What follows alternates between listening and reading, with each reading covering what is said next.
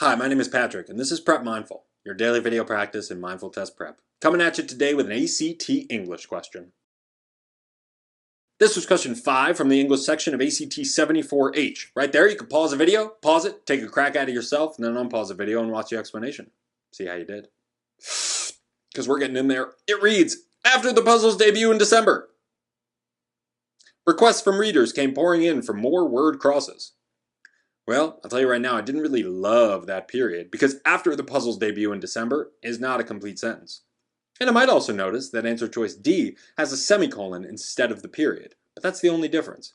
Well, semicolon and a period are grammatically identical. They both separate independent clauses, so the answer can be neither A nor D. So I cross them off. Alright, cool. Now I'm down between B and C.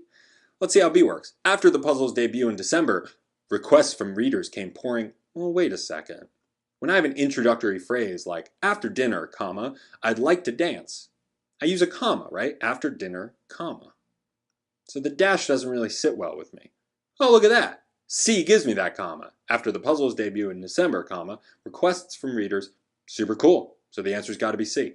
There are certain cases in which a dash and a comma can be used interchangeably, like when setting off a dependent clause. However, in a case like this where you have an introductory clause to begin the sentence, a comma wants to end it rather than a dash, which you would see in any number of contexts. After dinner, once I had had 20 ravioli. I don't think I'm that hungry. Food on the brain. So the answer was C. Sweet. If you enjoyed this video and found it helpful, why not subscribe to our channel or debut your own puzzle in December?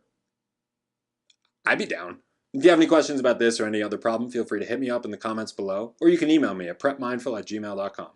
In the meantime, my name is Patrick, and this has been Prep Mindful.